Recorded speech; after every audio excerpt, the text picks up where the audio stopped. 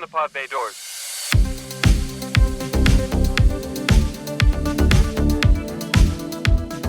Greetings and welcome to another exciting episode of the Cinematic Traveler Podcast. I am your intrepid movie exploring host, Chris, and on this episode, I am going to be bringing you my review for a movie I found on Hulu entitled Mother's Instinct, directed by Benoit Delhomme and starring Jessica Chastain and Anne Hathaway. And as this is a movie that I found on a streaming service, you know we're always rolling the dice with those types of movies.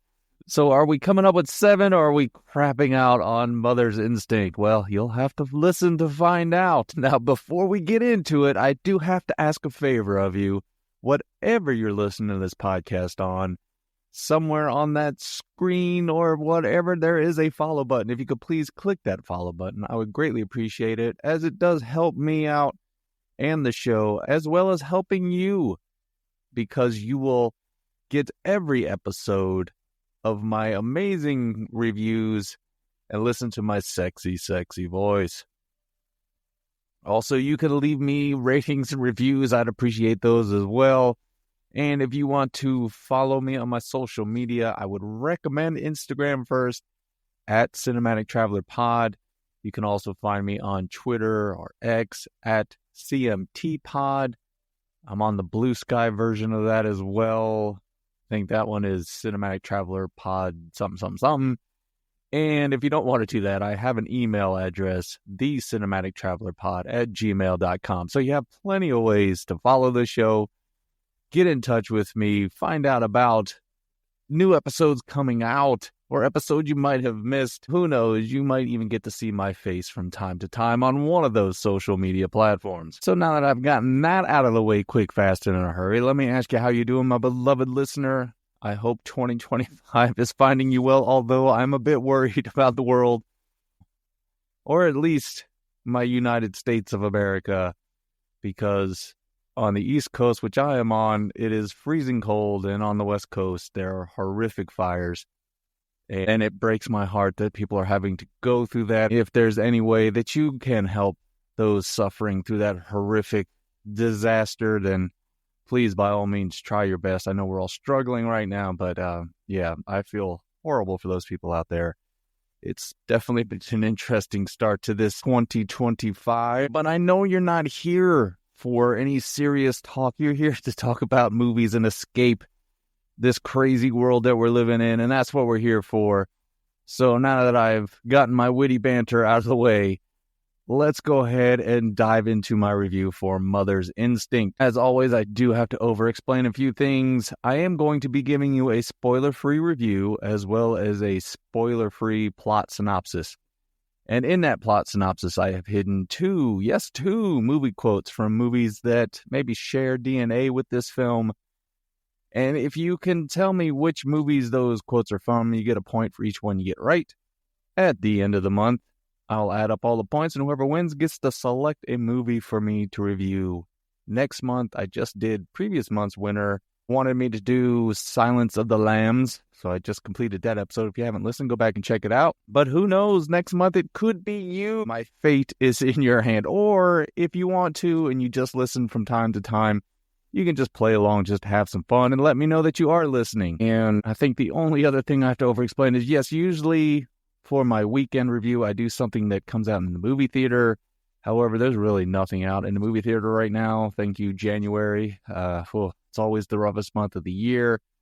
And I did find this on Hulu and thought, that sounds pretty interesting, especially with this cast. So don't worry, you're still going to get your streaming surprise review by the end of the week. All right, I hear you. Let's just get on with it already. Okay, so with Mother's Instinct, once again directed by Benoit Delhomme. I just like saying that name. It makes me sound fancy. Someone I looked him up on IMDb, did some cinematography before he became a director, and then did a couple things I had never seen. So this is kind of my first viewing of his filmography. So we'll have to find out how he did with this movie. We travel to the suburbs somewhere in America in either the late 50s or early 60s. Not 100% sure. The only thing that makes me think it's early 60s is they talk about John F. Kennedy running for president. And that's when he was elected. So somewhere in that ballpark. Well, we meet neighbors, best friends, and mothers. Alice, played by Jessica Chastain, and Celine, played by Anne Hathaway. Now, they are dealing with being women in this particular era in world history. And Celine, she is the one that is content with being Susie Homemaker. She loves her life with her husband and her only child. But Alice, she's a little frustrated because she wants to return to work as a reporter, which is a job she had before she had her son. Alice has also had struggles with anxiety and depression over the years, but Celine, being the best friend that she is there to support her in whatever venture she chooses and to help her through some of the episodes that she has as far as her mental health. Until that is one day when Celine's son is trying to hang a bird feeder from the balcony of, I think it's like the third floor of Celine's house. And Alice sees him and she rushes to try to stop him, but she can't. And he falls to his death. Naturally, Celine is devastated, and Alice feels guilt for not being able to stop this accident. Well, as the movie progresses, strange things begin to happen around Alice and her family, and she starts to suspect Celine is trying to punish her for her part in this tragedy. As Alice's suspicions grow, she begins to watch Celine from next door. And while we might disapprove of her watching Celine through her windows, Alice might say something like, "I'm not much on rear window ethics." Hint, hint. When Alice tells her husband of these things or these strange behaviors that are going on with Celine and over at Celine's house, he basically shrugs his shoulders, thinking Alice is going slightly mad. Of course, we all go a little mad sometimes, hint, hint. So he may be right, but the red flags begin to grow larger and life and death hang in the balance. Is this all in Alice's excitable imagination, or is Celine the evil villain Alice suspects? Well, I will not spoil the movie by answering either of those questions, but I am going to give you the best review for Mother's Instinct in all the podcast universe, nay, in all of the universe. So for any of my new listeners, or if you haven't listened in a while, I do break my reviews down into 3 segments: the good, the bad, and the nitpicky. The good are the things that I like in the movie. The bad are obviously things that I don't. And the nitpicky, these are things that are neither good nor bad, just little things they put in movies, sometimes Hollywoodisms, sometimes things my weird little brain picks up when I'm watching these movies that make me laugh. And hopefully I can make you laugh with them, because I do love to make people laugh. And hopefully I am succeeding with this podcast. Sometimes it's hard to tell from this side of the microphone. So moving into the good, I have to say, Benoit Delhomme, he does a pretty damn good job directing this movie. This is very much a Hitchcockian film with its slow build-up and pulling us into this suburban paradise in 1960s, seeing how idyllic it is, and then you kind of get into the seedy, dangerous side of that after the accident occurred, something we all know Hitchcock loved to do. He loved to set us up and then knock the chair out from under us. And while, like I said, it does have sort of a slow build-up, once you get past that accident and the little things start to happen that make Celine seems a bit suspicious, or perhaps Alice, it's in her imagination, because Celine does have excuses for things.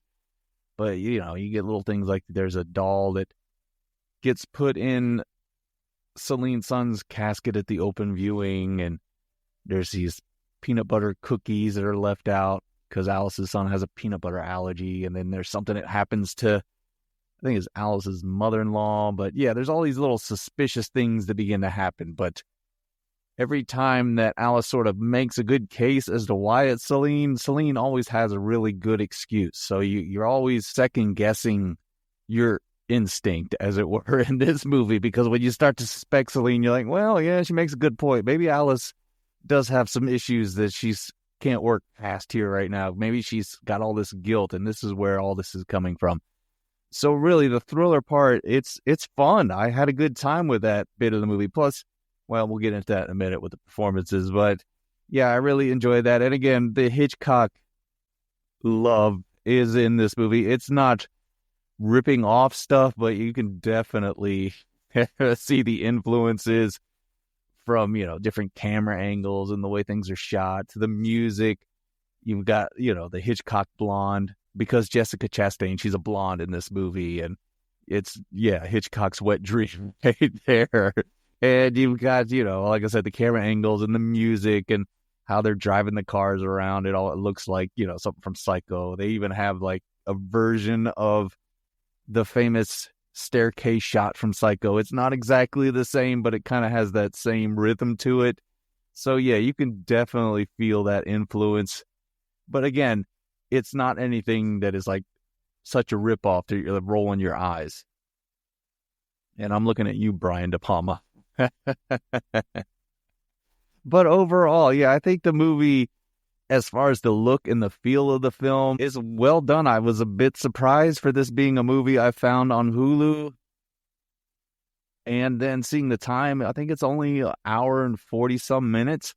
And it moves along, like I said, at a pretty good pace. It has that slow build-up to kind of draw you in, but once all of those red flags start appearing, you start getting worried for Alice and her family, not only because you think it might be Celine, but sometimes you think it might be Alice doing all this weird stuff. So yeah, they really do have a good time with the thriller part of this movie. And there's also something else that I liked as far as what they did with the movie. I mentioned that Celine, it was her only son that dies.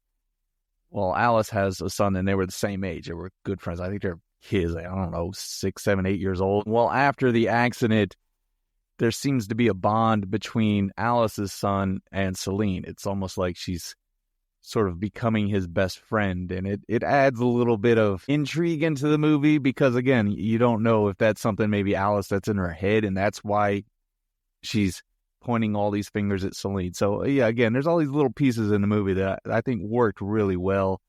Speaking of work really well, you've got two amazing actresses in the lead performances. Of course, both of them have won Oscars, so you kind of knew going into the movie they were going to give good performances. At least that's what I was hoping when I watched the movie and I saw the trailer. I was like, oh, man, this could be pretty good. But Jessica Chastain, and as that Hitchcockian blonde focus of the movie, because she's the one that starts to see all of these things going on around her.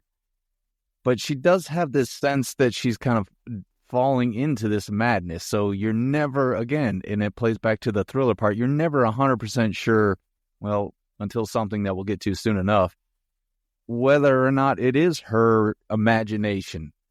If she just has all of this guilt for not being able to stop this accident, and she has this paranoia, because that starts very early on. She's sort of like a helicopter mom with her son, and she has all these things that she's watching out for people, and she's averse to accidents and danger or anything like that. So you're not really sure if this is just her reacting to this horrific accident or if she is indeed seeing the reality. Plus, as I mentioned, with the kid sort of bonding with Celine, you kind of see how that is painful to her as a mother, not only as this helicopter mom because she wants to keep him safe, but also because that's her only son and she doesn't want to, share him, I guess. But yeah, you could really see that conflict with her and that slide into confusion about this world and being gaslit by everybody. Celine does it. Her husband does it. Everybody's just like, oh, you're crazy. You're just seeing things. And then she's like, yeah, I'm not. But then she starts to question herself. But she's like, I'm sure I did it this way. Or I'm sure I saw this, didn't I? So I think she does a great performance. As the movie progresses, she just gets further and further into it. She's carrying this thing on her shoulder. Well, not all on her shoulders, because Anne Hathaway is also giving a very good performance. She starts out, like I said, as this Susie homemaker. She's happy with her life. She loves her son. It's her only child, and she is just doting on him.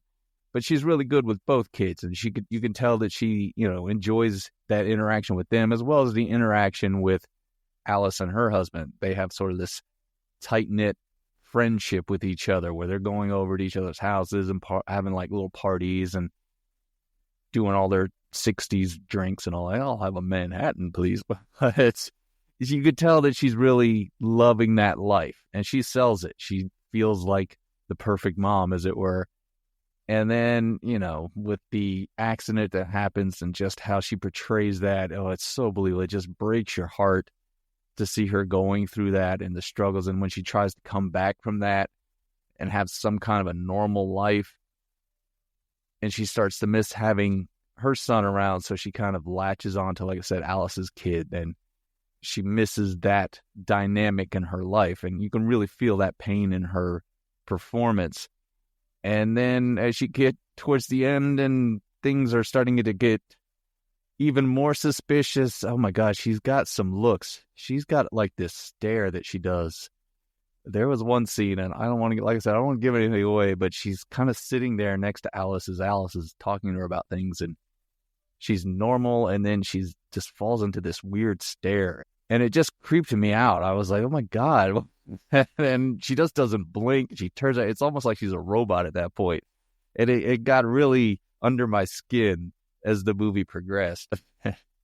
So yeah, to no one's surprise, both actresses do a great job. It's always fun to see two talented actors, actresses, whatever you want to do, playing off of each other in this type of movie. Plus, I mean, Jessica Chastain, oh, those lips. Oh my God, those lips. I would just kiss those lips forever and a day. But I know that makes me sound horrible. But hey, what do you do? I'm a bad boy. I'm the bad boy of podcasting. Speaking of bad, let's go ahead and move into the negatives of this movie. And again, I'm going to try to dance around some spoilers. I don't want to give anything away, because, like I said, this has that Hitchcockian twist and turns in it, so I don't want to ruin that for anybody. I will say the accident, it's kind of frustrating when you're watching it because, God, I hate to say it like this because it is a horrific accident, but boy, that kid is not doing a very smart thing. I don't think any kid would really do that. Plus, if you're a parent and your kid's bedroom has a window so big that you can climb through it, maybe move your kid's bedroom somewhere else or put a lock on that one. I know it was the 60s, but a little common sense would have been great. So that part was a bit, I know it needed to happen, but I think it could have happened in a more natural way. Also, and as I said, I'm not going to spoil anything, but I think there is a reveal, I think, that happens maybe a beat too early. For me, I almost wanted this to go all the way to the very end of the movie before you find out what's going on.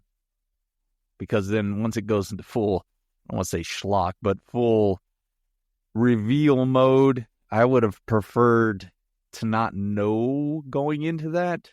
And again, I know this is very vague because I don't want to give anything away, but yeah, there's a scene where I was like, oh, damn, why did you put that here? If you'd have waited a little bit longer, you'd have had me all the way to the end. And another thing, God, this is very tough because, like I said, I don't want to spoil anything, but there's something with Alice's kid at the end that I was like, would he not have said something to somebody that would have raised some suspicions about all the things that happened?